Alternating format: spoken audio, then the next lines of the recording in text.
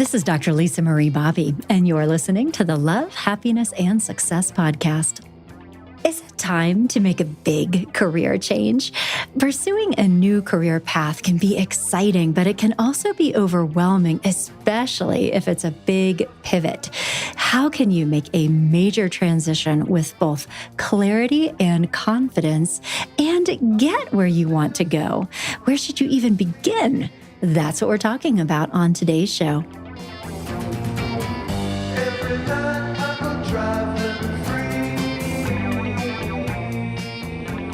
Fans of Kelly Stoltz will be pleased to know that he has a new album out. Right now, we're listening to the song My Wildest Dream from the new album, The Stylist.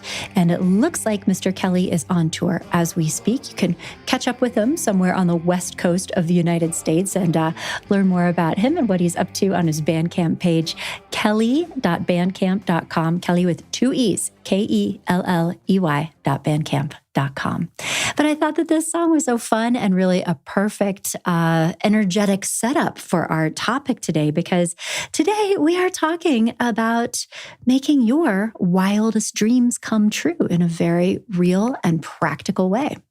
So on today's episode of the podcast, we are talking about how to make a major career change. Because, changing careers is incredibly common, right? We can certainly change jobs, but the process of doing this can be a little bit mysterious, particularly if you're thinking about making a substantial career change, like maybe something completely different. You are currently a school teacher and you want to be a commercial airline pilot. How does one get from here to there? And how do you even make that decision with clarity, with confidence? So, we all have these cultural scripts around the way careers evolve, right? We go to school, you do an internship, you get a starter pack job that then kind of progresses into something more substantial until you reach that ultimate career goal and you get to do the work you wanted to do all along. But that is actually not true for a lot of people. We can maybe start moving in one direction and then realize, oh, this career that I thought I was going to like is actually not the right one for me at all. And now that I'm a little older and wiser, I think I want to do something radically different, maybe even a little later in life. So this can be a anxiety-provoking kind of existential crisis. And if you're dealing with this in your life right now, you will be relieved to know that on today's show, we are talking with an expert career counselor about how to begin this process of discovery, how to chart your path forward, particularly if you have to navigate around, under, through, over some pretty big obstacles to get to where you think you want to go. So, Susan, thank you so much for joining me on the show today. This is such a pleasure. Thank you so much for having me. I really appreciate it. Hey, well, I'm so glad that you could join me today because you are a career counselor as well as a therapist. And I know that you have a lot of insight into this growth process. You've helped many people along the way. But I was wondering if we could start by just talking a little bit about, in your experience, what is it like for somebody, maybe some of your past clients who are coming to you with, what we were just talking about? They maybe have been doing one thing, but are realizing that they have a desire to do something that's very different than what they originally set out to do. Like, this has to be a big deal. Absolutely. I think a lot of clients come to me feeling some sort of like regret and disappointment about the past career changes or career choices that they've made. And I think I tend to try to normalize it for them in the beginning. Like you said, it is really a lot more common now for us to change careers several times throughout our lives. So some people come in and think, I'm the only one who hasn't figured this out. Like everybody else around me knows what they're doing. And, it's just me. And I try to normalize it for them that, you're in a place that a lot of other people are in. And it can be really scary to try to make a huge career change, but we can do the work and gain the knowledge that you need to be confident when you do go in to make that change. And so I think that's a really important aspect of kind of the beginning of talking to my clients, is kind of normalizing it for them and letting them know that, I'm here to help them through the path and guide them along, because most people come in and are like, I'm lost or I'm stuck, and they have just no idea of what's next for them. Well, and that's honestly why I wanted to talk with you, because the career counselors on our team, so you're with our practice growing self. And I think that this is so really not just cool, but unique about you and others on our team. Because a lot of career counselors or, career coaches, they are not also professional therapists, which you are. So you're a therapist that specializes in career counseling. And just as you're talking about what this experience is really like for people, I'm sitting here feeling grateful for that fact, because what I'm hearing is that there can actually be a fair amount of emotional pain for people who are coming in. I mean, you were talking about regret, feeling stuck, feeling dark emotions. And I'm glad that you're normalizing that, but I'm also imagining that it might be helpful to spend some time there, helping people almost feel strong enough to start thinking about changes, because I think we all know when we're not feeling great emotionally, it can be difficult to have the confidence or the drive even to get out there and go make big amazing changes. I mean, has that been true for you? Just people need to be in that space for a while? I think so. Yeah. I think, I always try to remind clients that, in the US at least, our system isn't really set up that great for career exploration. Maybe you do an assessment in high school, unless you know about the career center, you're probably not doing a whole lot of career exploration in college. And so the idea that at 18, you're supposed to pick a major or pick a job that you're going to stay in for the rest of your life is, to me, kind of ridiculous. It's just not it's not an easy thing to do when you're that young. And I remind people that you're going to grow and change and learn new things about yourself. And it's okay to, make different choices based on kind of those new findings about yourself. And I just try to remind people in the moment, you make the best decision that you can with all the information you have. And a year from now, you're going to have new information, and then you're going to again make the best decision that you can. And that's just kind of how our life and our career works now. It's you're going to change a lot, but there's some, like you said, some shame, some regret. And I think just accepting the fact that, okay, maybe I made a decision. I've realized it hasn't worked out for me, but I learned a lot about myself by making that decision, things that I probably wouldn't have known had I not gone for this job. I feel like, with every job you have, every experience you have, you can take something away from that to then make a better decision or a better choice for the next step of your life. Yeah. That's so reassuring and validating and gosh, empowering. I'm glad to hear you say this.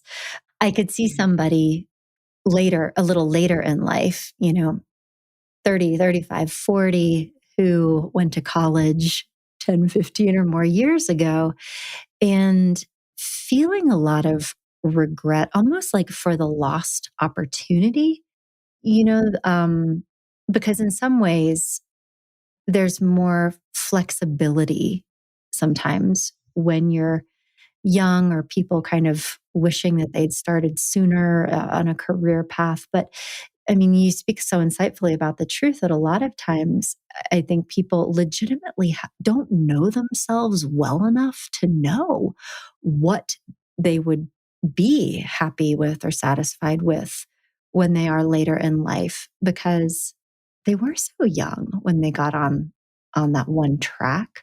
So it's almost like you have to do that in order to figure it out.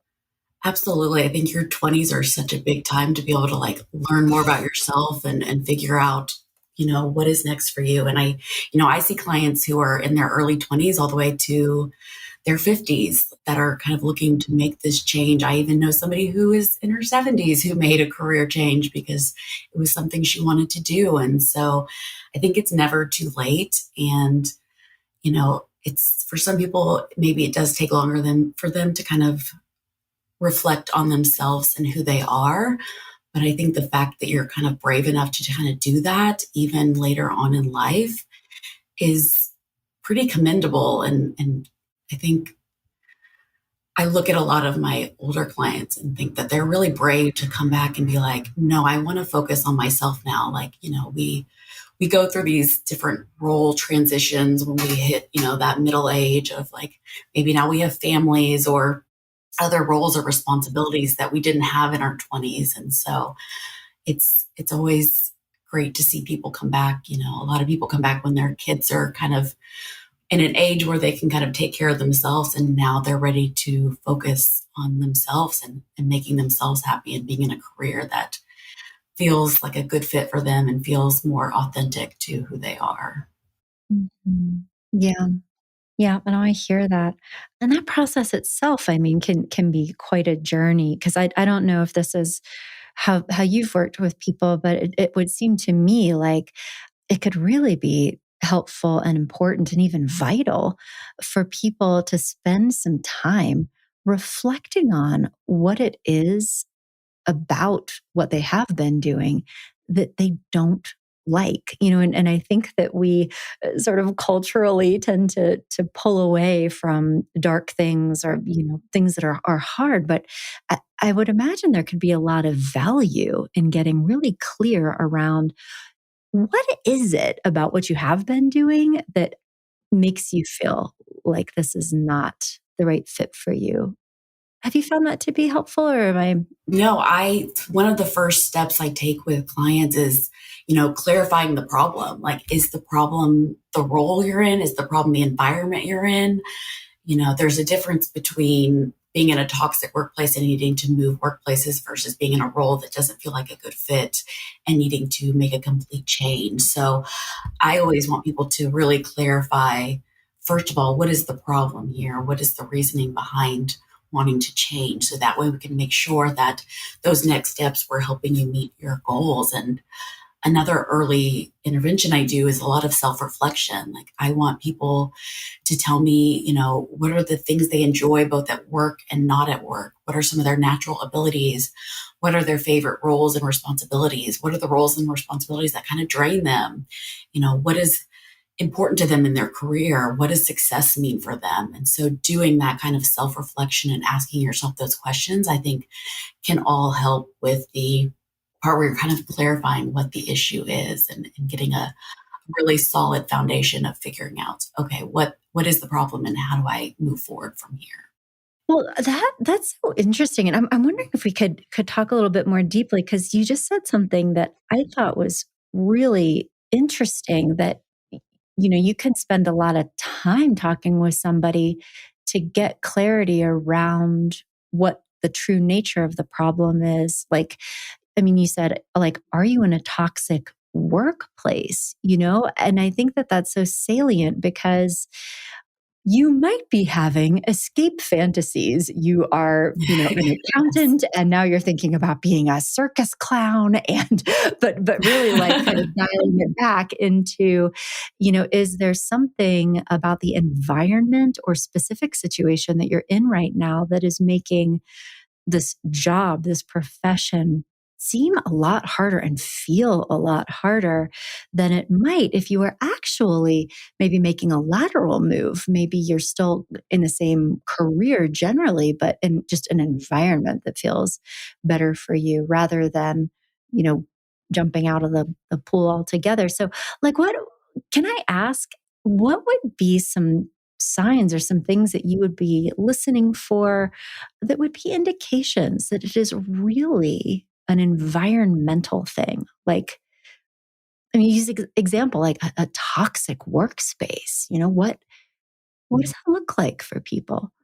I think it can look like a lot of different things. It can be, issues with supervisors or issues with coworkers. It could be just kind of thinking about the company culture in general. Do they Are they really supportive? Like, when you need to take time off, are they, giving you a hard time? Or are they going to be supportive and be like, no, I know you have a life. And I think work-life balance has become like such a key term lately that I hear so much from clients. And so I think you can start to understand, just by listening to what clients say about their jobs, people typically will tell me like, it's not the role. I actually really enjoy what I do. It's just, I just dread getting up in the morning and driving into work. Like, I just don't want to be there. Sunday nights, I just have like such a hard time, preparing myself for the week. And so kind of asking those questions and seeing, is it the role itself, is like the actual tasks, what you do day to day, or is it the people that you're around, the supervision you have, the chances even for like promotion or feeling like you're paid fairly. Those things all really matter in a job for people. And so I think defining that can be really important for people. And I think once you start to hear about, some aspects of what goes on in their work environment, it's kind of gets easier to see if it's a toxic place or if it's just, not a good fit for someone. Yeah. Well, that's a good point too, that goodness of fit is really important and that we don't maybe need to label something as a toxic workplace in order to be able to say this is probably not right for me.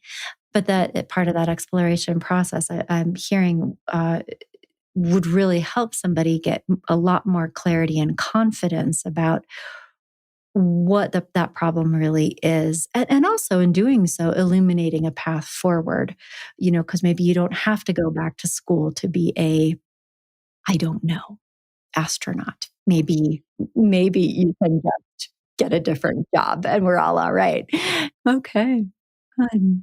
So then, but what would be some things that you might be hearing about if it was the other thing? Somebody is saying, "No, I think I don't want to do anything even remotely like this anymore. I am ready for a big change."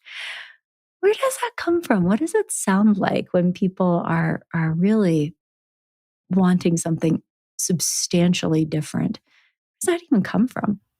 I think there's a sense of like disengagement that you start to hear. So when people lose the energy and their interest towards their work, I think that's when it kind of becomes a little bit more clear that maybe it's, the role itself. If you're not wanting to, be promoted or be challenged or show up or do, learning experience outside the typical hours, maybe that's a sign that this isn't something that you care enough about to want to put in that effort. I think so many people come to me talking about like, I want to find a purpose, I want to find some meaning, and I just don't feel that in my current position. So we talk about like, okay, well, what does that actually mean to, what is meaningful to you? What feels like something that's purposeful to you? And so I definitely think, reviewing somebody's like interest and their energy when they go to work is really important. Mhm. No, that's a great point. That if and so the way to kind of tell the difference is that they're like fundamentally checked out, like that they, you know, are maybe getting interesting assignments. They're empowered. They're being asked to, maybe do creative things, or that somebody else who did have more passion for that particular role might really enjoy. But it feels like it's just like this. I don't care. I don't want to. This is not meaningful for me. And then that's a signal that we need to do a deeper dive in order to reconnect with what that meaning is. Well, okay, how much of the time do you say you have somebody kind of wandering into your office and they are, maybe they've been in one career for a while and they're like, I think I might want to do this instead, versus how many times people are like, I literally don't know what the next thing is. I just know I don't want to do this anymore. I think the majority are I have no idea. Like, I just know I don't like this job. I know I don't like this industry or this role. And, they have no idea when I ask them, what would be your dream job, or what are some of your ideas that you have right now? And they're just like, I have no idea. And some people, maybe they're like, well, the environment is important to me. So maybe something in that. And they'll kind of throw a couple of things out there. But so many people are just like, I have no idea. And I don't know where to start to even figure it out. Cue bursting into tears. What is Yeah.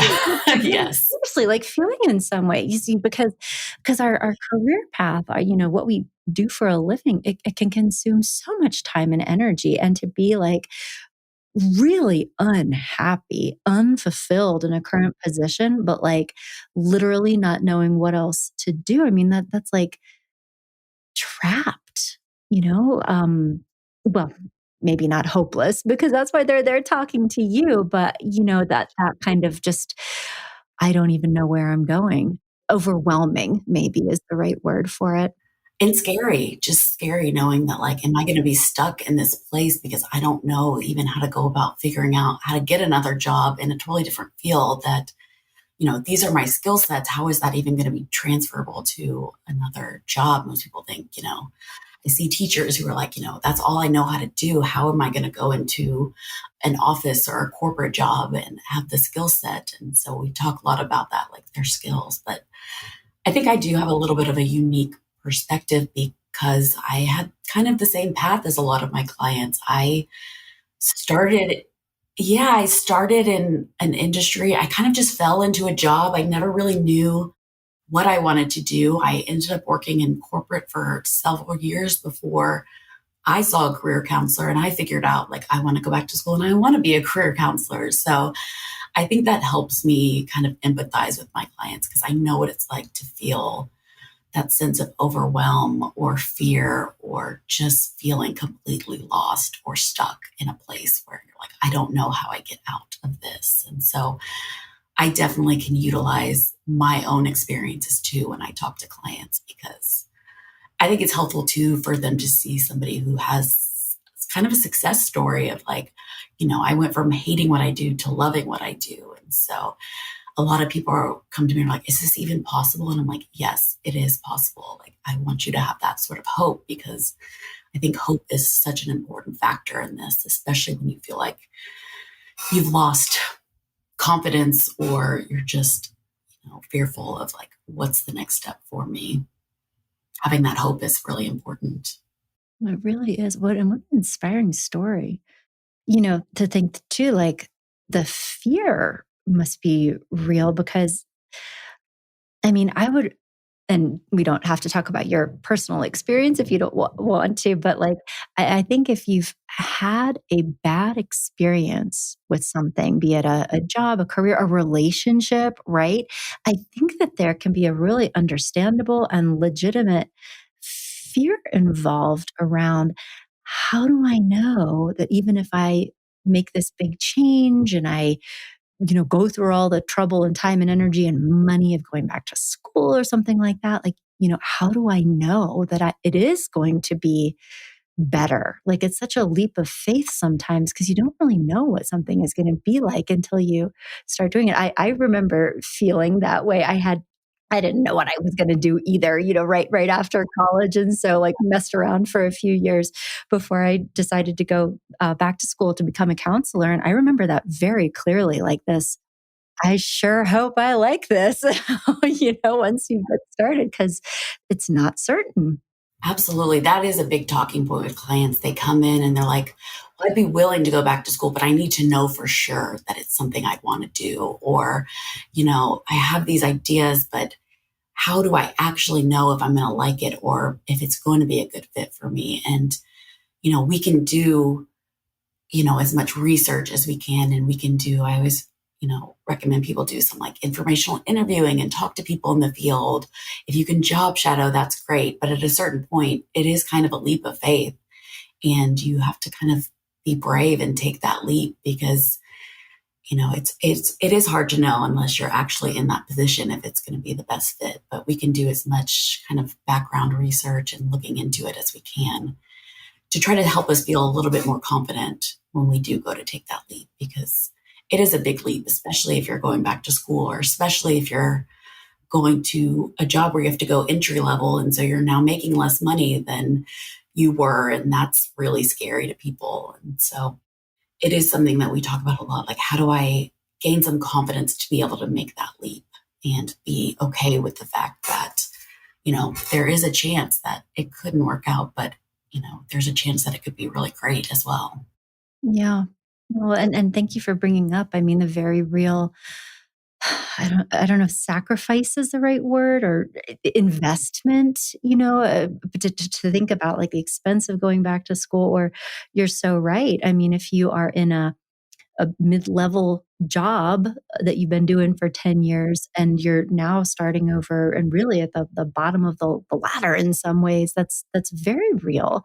And to think about, you know, to need to be at least fairly sure that it's going to be worth it. But I also hear you say that, at the end of the day, that is also not a reasonable expectation that any of us can know for sure what something is really going to be like until we start doing it. But I also heard you say that there's some ways that you can get the boat a little bit closer to the dock, so to speak, through this exploration process, research process, and you know, operative word here is process. Like I'm sure that it takes some time. So, an unfair expectation for somebody to expect that they should feel confident to jump into another thing without having given themselves the opportunity to really go through all of that. But so I would imagine it takes weeks, if not months, to really wade into everything. But are there just one or two even strategies that you would advise somebody to who's really eager to start getting some clarity around, would this be right for me? I mean, are there things that our listeners could do at home, or is it really? I mean, I think there are definitely things you can do at home. I think it's helpful to have a counselor to kind of help you put together, what certain assessments or activities mean. And that's what I tend to do with my clients is use activities or different assessments, because I think it's important to understand, like, what are my values? What are my interests? What are my skills? What are my strengths? What is my personality type? So we do a lot of exploration around understanding those things. And I call it kind of gaining clarity of like who you are and kind of developing that self concept. And so there are paid assessments that you can do, of course, Myers-Briggs for personality, strong interest inventory, and things like that. But there's also free exercises that are available online that can kind of give you some of the same information. And I think a lot of people have the expectation of when they take an assessment, they're expecting an answer. And unfortunately, that's not the most realistic. And so I think of assessments as more of a starting point to help yourself kind of learn about who you are. And so, for example, like with interests, I use a website called Onet, and there's an interest profiler, and it literally takes people 5 minutes to complete the assessment. And then I show them how to go about looking for the information that's related to their interests and their careers, and to kind of start doing some exploration, because a lot of people come in and like, I don't even know what's out there. There's so much. How do I know? And this is one of those assessments that can kind of start to give you some language around like, what are other career paths out there? There's other assessments I do that are paid assessments. I have a skills assessment I do because I think it's really important to know, understand like, what are the skills that I'm good at, and what are the skills I like to use versus what are the skills I'm good at and what are the skills I don't like to use, because the latter are burnout skills. And so if you're good at something but don't like using it, you're going to end up hitting that burnout, and it's not going to be a great situation for you. So getting clarity on like, what are the skills I like using and what are the ones that are really important to me? And that's kind of the sweet spot of like, okay, that's what I should be focusing on for a career. So there's a lot of that self exploration, but there's also kind of exploring the ideal work environment, thinking about like, what do you want out of it? Is it remote or hybrid or in person? Is it working on a team or being more independent? So thinking too about that ideal work environment for yourself is another important step that I think we can do on our own. And we can kind of just think about, the experiences we've had to figure out like, okay, I liked this experience or I didn't like this experience, or because I didn't like this experience, I think I would like this experience. Even though I maybe haven't done it yet, I think it would be a better fit for me. And so I think doing those assessments and activities with my clients, it's more about helping them find those themes and connections to take with them moving forward, to kind of have some data and evidence behind why they're choosing the new path that they're choosing. Because I think that is all really helpful when it comes to just gaining clarity about what's next for me and what do I want the next steps to be. Mhm. Yeah. Well, and to be able to sort of almost compile some factual evidence, right? That is a kind of a basis, really, for making the change based on these things that you're discovering about yourself, and having the opportunity to think, no, this is true about me. And in this situation, I would be able to do more of this. Therefore, I can feel more confident that this is the right thing to do. I have to share, I think I might have even mentioned this on another podcast not too long ago, but I recently had the opportunity to take the Gallup Strengths Finder for the first time. It was such a cool experience and really eye opening, because I actually learned some things about myself that I didn't consciously know. But then when I was reading the report, I was like, oh my gosh, these people are spying on me. But like, one of them, a big strength of mine apparently is learning. And it actually made me reflect on like doing these podcasts, and why I love it so much is because it gives me the opportunity to have conversations with people like you, who have sort of a different background and skill set, and learning things. I think being able to like share information, it is just so genuinely enjoyable for me.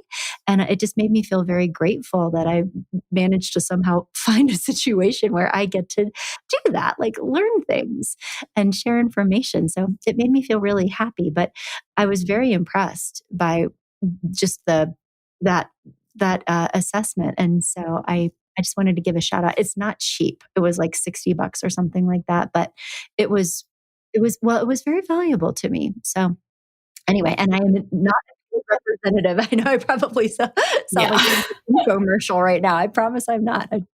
I'm a fan. There's one that gives you like your top five, I think, which is a cheaper option. Maybe it's like $20 to do the Clifton strings. So I like that one because I do think it's cool.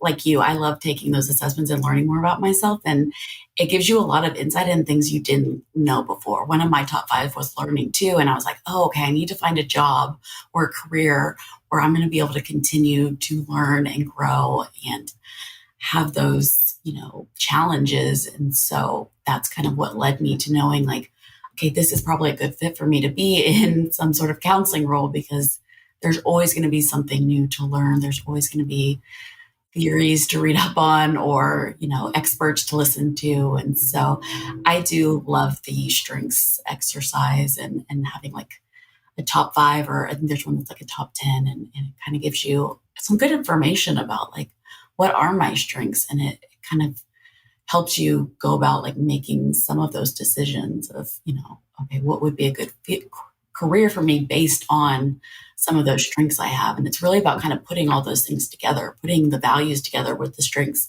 with the interests, with your personality, with your skills. All of those things together can help us piece together a puzzle, really, to kind of figure out, some other paths that might be a better fit and help you live a more authentic life, really.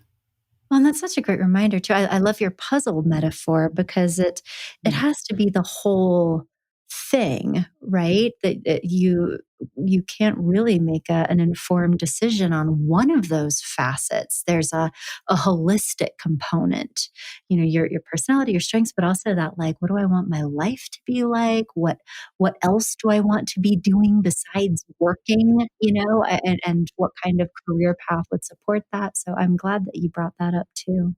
Yeah, I think in the process, people get frustrated because we do these activities or assessments kind of one at a time and go through them. But, I remind clients, just trust the process. Like, let's go through it all and then we can reevaluate, because maybe in a session, it doesn't feel like going through your values is that helpful. But I think at the end of the day, that's a big piece of the puzzle that we need to know about to feel like we're in the right place. I think a lot of people care so much more about like the company's values and company culture than they may have in the past. And so I love doing values work because I think it's so helpful. But I have some clients who are like, I don't really know what I was getting out of this, and some clients who absolutely love it. So it's definitely about kind of trusting the process and letting us get that holistic view of all these things to help you kind of figure it out. That's wonderful. Well, thank you for saying that, because I think, yeah, you're right. I could also see people getting impatient with the process. Like, I've talked to you 3 times. Mhm. I still don't know if I'm Right. supposed to be a circus clown or a Mhm. mailman, and so we need to find this out right now. But you're really advising a much wiser, I think, and like built to last approach, which is taking the time to do this now, will help truly avoid being in a similar situation 3, 5, 10 years down the line. I mean, not saying that we don't continue growing and evolving, and you might decide that there's something else for you, but to really slow down. That is something that a lot of clients come to me and they're like, I don't want to just make a change for the sake of making a change. Like, I want to make a meaningful change. I want to make sure I'm doing the work to understand like what that next step is for me. And I think it can be easier to just up and change jobs thinking like, oh, this is going to make it better. But if you can actually do the work and have some meaning behind what you're doing for next steps, it can make a big difference. And I think a lot of people are willing to put in the time during this process so they're not wasting time by just jumping into another career that might not be the best fit for them either. I'm sitting here right now thinking about, I wish more people had that philosophy when it came to changing Yes. relationships, seriously, because I think that people can be certainly more deliberate for, just switching from one job to another. But sometimes, sorry, and I don't want to derail the conversation, but I do often see that as people think, well, it's this person that I'm with. And so they move from one relationship into another and really don't give themselves the time or space to do that exploration work around what is really going on. What could I potentially be doing differently here? And it's unfortunate, to not have the chance to really create a different experience the next time around. So I'm glad that you're talking about it with regards to career. But I want to check in about something else though, because as we're discussing, when we're making a big career change, it can be quite a process in terms of just getting clear about what that is, getting confident, working through stuff. But then I would imagine that it could be its own separate challenge to actually, I guess, actualize a new career path. If now you're in a position where you are maybe trying to get a new job that you don't have a lot of work experience, to demonstrate your value to a prospective employer. Or, as you mentioned before, I mean, there could be transferable skills, but like, have you experienced the actual process of changing careers to be more challenging to people when it's a big change as opposed to maybe a more lateral move? Or am I just making stuff up right now? Because I might be. I do that. No, I think that's very true. I think there's a difference between, you know, changing careers by going back to school or changing into a career that's like completely opposite, like, going from rodeo clown to corporate America is probably going to be a struggle. And so we definitely talk about, how to reevaluate your skills so they can be those transferable skills. A lot of people, think they only know how to do certain tasks at work, but it's more about like, okay, but do you have the communication skills? Do you have the teamwork skills? Do you have, the written comprehension, all the different type of skills? You can update your resume to kind of show off those skills versus like putting down like the actual task that you do at work, if that makes sense. Like instead of being like, okay, I daily open up Excel and do this versus like I review data and, just whatever it is, like just talking more about the skill set itself versus like the actual like task that you do. And so I find people who decide they want to go back to school is it's a little bit, I don't want to say easier of a process, but there's a little bit more of like, what the next steps are. Like now it's time to look at schools and find a program and apply to the program. Whereas like if you're going from a career to a totally different career, that might be a little more difficult. And it might take some, finessing of the resume and your interview skills and networking and trying to connect with people to break into an industry that maybe has nothing to do with the current one you're in. So I do think it can be a difficult process to kind of make that change. And it's just about getting clear on what your goals are and figuring out like some strategies how to go about doing that. But it's very empowering, though. I mean, there are strategies, like even reframing through language, like how you describe certain skills, right? That's a fantastic tip because I would imagine that people have oftentimes a lot more than they may think that they do, right? But and then the networking piece is so important, to connect with somebody who can advocate for you and maybe make it easier. I feel like asking you another question though, and I don't know if this is a Sure. fair question because I know you are a Okay. career specialist, and I tend to be, more of a relational person. But what is coming up for me if I kind of put myself empathetically in this life experience, and especially, maybe for somebody who's a little bit older, 35, 40, you know, that they have a life established, maybe they have a partner, maybe they have a family. And I wonder the degree to which they might get pushback from a spouse and also for a younger person too. I mean, I would think maybe even family, if they've started going down one track that their parents were very pleased about, like, oh, our son, the dentist, right? And going in a different direction, that might be hard to manage in terms of like the systemic relational kind of factors, because it's now more about just, choosing a different career path, getting a different job. But it's like maybe a little bit of an uphill battle if, your partner is scared maybe about what this might mean financially or different kinds of things. Can you speak to that experience at all? Or does that come up with your clients? I kind of see both sides of the coins. Like I see some clients come in and they have really supportive partners who are just like, I want you to figure out, I want you to be happy, I want you to spend time. We don't, some people don't have to worry about the money aspect quite as much. So it's a little bit easier for them. But then I have people who come in, they're like, I'm the sole breadwinner of my family. I'm a single mom and now I have to change jobs. I can't just go back to school and take on a lot more debt or go to a job where I'm going to make significantly less money. And I talk to people whose partners are like, they bring up that financial aspect of like, it's going to be really difficult for you to make that change. And so I definitely think it's something that it's important to be considerate of when we're talking about a career change, because, there has to be some reality aspect of changing careers, because it's maybe not realistic to expect somebody who is making really good money to then take a pay cut where they're only making half of what they earned and they still have the same family obligations and still have the same financial situation that they have. So I'm always impressed with the people who have spouses who are just so supportive of them. And I think it's important that if your spouse isn't as supportive, having those hard conversations, I think is important, and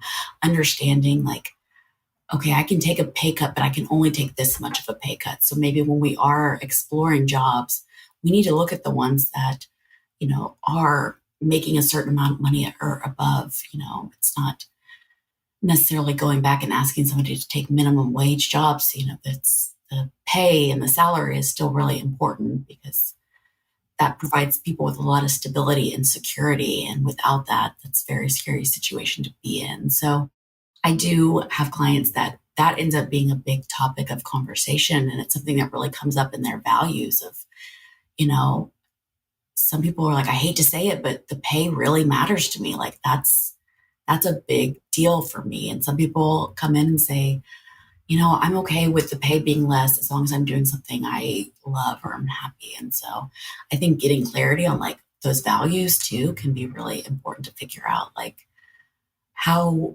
open are we to picking anything versus how we can pick something that still makes sense for you financially without having to go back to school or take on a bunch of debt to make those changes. And it's financial situations are always, hard and scary for people. So I think having those conversations with clients is just really important to understand, like, what are their needs? Like, we need to figure out what their needs are, not just their wants. Those things are both important, but there are certain things that you need out of life, and making sure we can hit that is important as well. I'm really glad that you highlighted something that is really important, which needs to be said, that certainly different people can have different orientations to and relationships with money as its own thing. That there can be some variability in how important that is for some people in relation to other things. But you bring up such a great point too, that is, there's a lot of like privilege attached to being in a situation financially or having some kind of safety net, that making a big career change is also attached to a certain level of socioeconomic privilege. And if you don't have that, that can be a very real consideration. And that, I think I also heard you say, you need a strategy. Like, let's pay attention to that and actually not put you in a situation that is going to mess you up or make your life harder, right? Like, find a middle path. Yeah, I think it's easy for us to say, find your passion, find something you love, and you'll never work a day in your life. But that's not always realistic for people. And I think keeping that in mind is so important, because it is something that, yeah, you have to be in a pretty privileged place for it not to matter as much, or it not to be as big of a concern. And yeah, just keeping that in mind, I think, as a career counselor is something that is always kind of in the back of my mind, that I'm always checking in with clients too, because even being able to come see a career counselor, there's some amount of, not privilege, but No, it's expensive. financials. Yeah. Yeah, Well, it's I like mean, it's not not a cheap expensive. process. So Compared to a college degree, right. it's nothing. But Sure, absolutely, yeah, but there's still some aspect of a financial commitment to do that, and so I always try to keep that in mind when I talk to clients about, how many sessions it's gonna take or how long this process is. We need to keep checking in on your goals and making sure we're doing things that are meaningful for you, because it's not about you having the most amount of sessions to figure it out, because that might not be financially feasible for you. And so it's about kind of using our sessions in a smart way and making sure that when we come together, we are talking about, you know, the themes and the connections we're seeing, and not so much about just spending time doing assessments in session. So I don't know. That kind of got off topic, but no, really, no, really, that you are looking out for your client's best interest and making sure that it is productive, it is, moving them in a direction. And just out of curiosity, and this is a genuine just question, is there a kind of average range of how long this process would take? Like, I'm sure it certainly varies by individual, right? And what's going on and kind of where they're starting from. But I mean, is there a sort of average? it is really hard to say. It really does depend on the client and what their goals are and what their needs are. I tend to tell people to expect maybe 6 to 12 sessions on average, but it really, there's no like exact science or number to how many sessions we'll need. So I'm always slightly hesitant to tell people how long it'll take, Fair, totally fair. Yeah, no, I but I also don't. think that's a fair question. Like, I would want to know, if I was coming into this process, like, how long is this going to take me? And so I also tell people about it depends on how often we meet. If we're meeting weekly, we're going to be done faster. If you're needing to meet every other week, every few weeks, it is going to be a longer process. And to kind of keep that in mind as well. Mm-hmm. No, that's helpful. I think it's important to know the client's timeline too. Some clients come in and they're like, no, I expect to make a change a year from now or 2 years from now. And some clients are like, oh, I want a decision in the next 2 months before that ends. So understanding what their timeline is and making sure we talk about how realistic that is or what we can do to try to meet that timeline the best way we can. Well, no, that makes sense. I mean, and especially as somebody is in a current situation where they're like really unhappy, I could see how that would add a sense of urgency to it, you know. Um, I have so many more questions that I could ask, and I want to be sensitive to your time. And also, though, if it's okay, we'll just toss in a couple little sprinkles of relationship advice into this. If, as you said, what a gift it is if you're thinking about making a big career change and you have a really supportive partner, supportive family, like that's just such an amazing thing.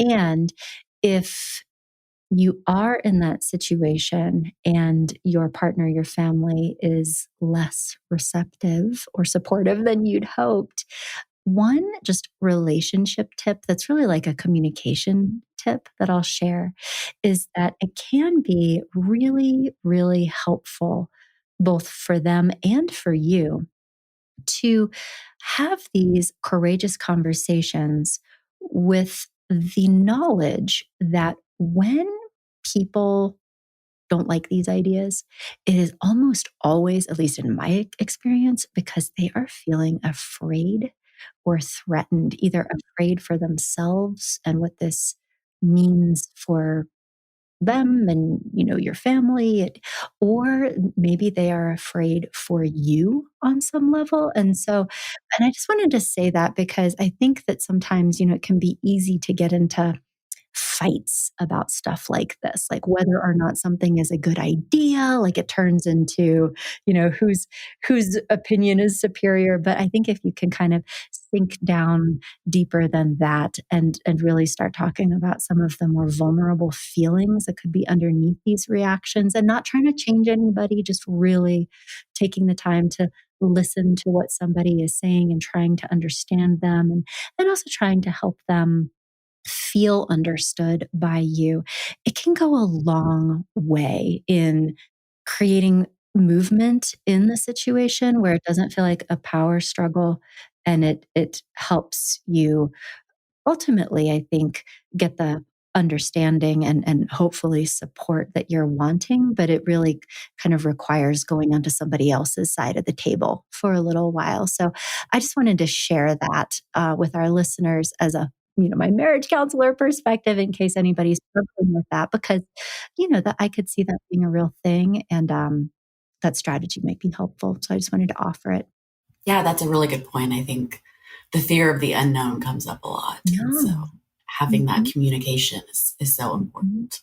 Yeah, yeah, definitely. Or even this, wait a minute, who are you? I married this person and here you are 5 or 10 years later. This is different. What changed? And so it can actually be all kinds of relationship stuff can come up with these, which is exciting. But what an exciting time for people. I would think that that would be so much fun for you getting to, I don't know, be just kind of a guide, a support person for somebody as they're going through this because like exciting. I mean to really be in this space where they're going to be making a not a pivot, a hard right into a totally different direction. That has to feel so great for you. It's probably my favorite topic to talk about when people come in wanting to do career exploration. I get to hear their story, where they've been, what their wants are for the future. And I get to really learn more about the client as they learn about themselves too. So it is definitely one of my favorite topics when clients come in. And like I said, I think because I can understand, you know, the situation and I've been through something similar, it helps me really kind of empathize and show them maybe the compassion that they need. And so I love this part of my job for sure. Well, that's so awesome, and maybe that's a lovely place to end, that, to have well, but to be having this experience in your career where you're having a good time, you're grateful, it feels meaningful, Mhm. like you're enjoying it, and to think 5, 10 years ago, whatever it was, like, to be inhabiting a future, that, maybe seemed like a distant dream at one time. Just what an inspiration that must be for your clients, and just a real, highlighting the fact that it is absolutely possible and that people just like Susan are living it, and that you can too. Yes. How about that? Absolutely, yes, for sure. What a fun conversation. Susan, thanks so much for spending this time with me today and sharing your wisdom with our listeners. Yeah, it was fun for me too. Thank you so much for having me. Susan is such an inspiration and has so much great advice. And if you would like more career advice, if you are on the cusp of a big change and are looking for some clarity and direction, we do have so many more resources for you. Certainly, you can talk to Susan if you'd like. You can set up your free consultation with her through our website, growingself.com. But we also have just so many free things available for you. If you go to our website, go to the blog and podcast section. And from there, enter the success content collection where you'll find articles on career clarity, career development. We have a Spotify playlist all put together for you with different career related episodes, and also just articles written by other people on our team. Susan, also many of the other career counselors and coaches that I've worked with over the years have offered just so many great articles with advice, everything from what to do if you hate your job to test driving a new career before committing to it, but also how to deal with, job loss and other difficult experiences that support your professional growth. So they are all there for you. I hope you take advantage of them. And thanks for joining us today. I'll be back in touch with you next week. And in the meantime, please enjoy more Kelly Stoltz. Again, the song is My Wildest Dream from his new album, The Stylist. Learn more about Kelly and catch up with him on his Bandcamp page, Kelly, KELLEY.bandcamp.com. All right, you guys, take care.